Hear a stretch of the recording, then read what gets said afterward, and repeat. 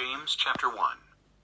James, a bondservant of God and of the Lord Jesus Christ, to the 12 tribes which are scattered abroad, greetings. My brethren, count it all joy when you fall into various trials, knowing that the testing of your faith produces patience. But let patience have its perfect work, that you may be perfect and complete, lacking nothing. If any of you lacks wisdom, let him ask of God, who gives to all liberally and without reproach, and it will be given to him.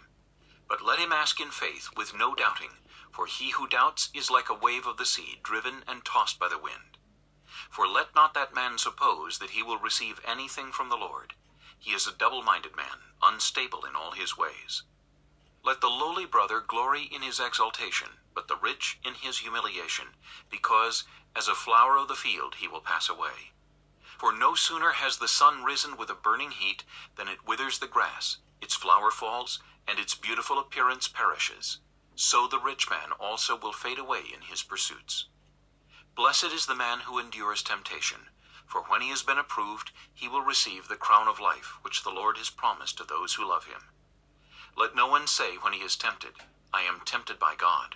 For God cannot be tempted by evil, nor does he himself tempt anyone. But each one is tempted when he is drawn away by his own desires and enticed. Then, when desire has conceived, it gives birth to sin, and sin, when it is full grown, brings forth death. Do not be deceived, my beloved brethren. Every good gift and every perfect gift is from above, and comes down from the Father of lights, with whom there is no variation or shadow of turning. Of his own will he brought us forth by the word of truth, that we might be a kind of firstfruits of his creatures. So then, my beloved brethren, let every man be swift to hear, slow to speak, slow to wrath, for the wrath of man does not produce the righteousness of God. Therefore, lay aside all filthiness and overflow of wickedness, and receive with meekness the implanted word, which is able to save your souls. But be doers of the word, and not hearers only, deceiving yourselves. For if anyone is a hearer of the word and not a doer, he is like a man observing his natural face in a mirror. For he observes himself, goes away, and immediately forgets what kind of man he was. But he who looks into the perfect law of liberty and continues in it, and is not a forgetful hearer, but a doer of the work, this one will be blessed in what he does.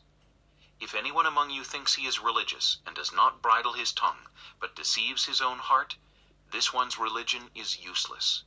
Pure and undefiled religion before God and the Father is this, to visit orphans and widows in their trouble, and to keep oneself unspotted from the world.